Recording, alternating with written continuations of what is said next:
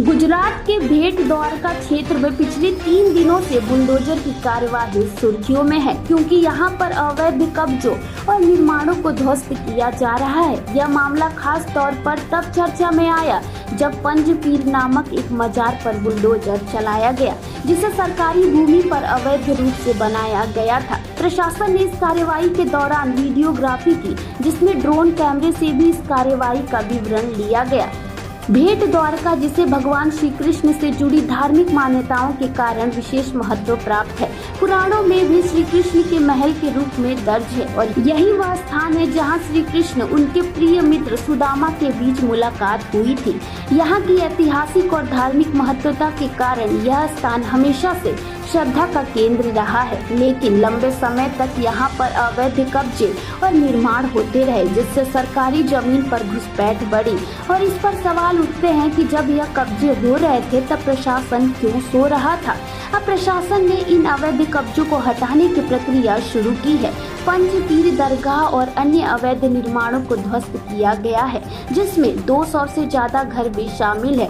इन लोगों को पहले नोटिस जारी किए गए थे, लेकिन जब कब्जेधारियों ने अपनी संपत्तियां नहीं हटाई तो प्रशासन ने बुलडोजर की मदद ली और 1000 जवानों को सुरक्षा में तैनात किया, ताकि किसी भी प्रकार की अनहोनी ना हो। भेट द्वारका में लगातार बढ़ती मुस्लिम आबादी पर भी सवाल उठ रहे हैं। जैसे उत्तर प्रदेश में अवैध कब्जों के खिलाफ बुलडोजर की कार्रवाई हो रही है, वैसे ही गुजरात में भी इस कार्रवाई को अंजाम दिया जा रहा है। हालांकि यह कार्रवाई राजनीतिक रूप से भी चर्चा में है, क्योंकि इसे योगी आदित्यनाथ की उत्तर प्रदेश में बुलडोजर कार्रवाई से जोड़कर देखा जा रहा है। इस पूरी स्थिति में गुजरात के नेताओं का कहना है कि अवैध अतिक्रमण किसी भी हालत में बर्दाश्त नहीं किया जाएगा। इस कदम को कब्जा मुक्त गुजरात की दिशा में एक महत्वपूर्ण कदम माना जा रहा है, लेकिन इसके साथ ही यह भी सवाल उठता है कि जब अवैध कब्जे हो रहे थे तब प्रशासन कहां था। अब प्रशासन का यह कदम स्पष्ट करता है कि अवैध कब्जों के खिलाफ सख्त कार्रवाई की जा रही है, भले ही देर से किया गया हो। भेट द्वारका की धार्मिक और ऐतिहासिक मान्यताओं के मद्देनजर यह महत्वपूर्ण है कि इस क्षेत्र में कोई भी अवैध गतिविधियां न हो।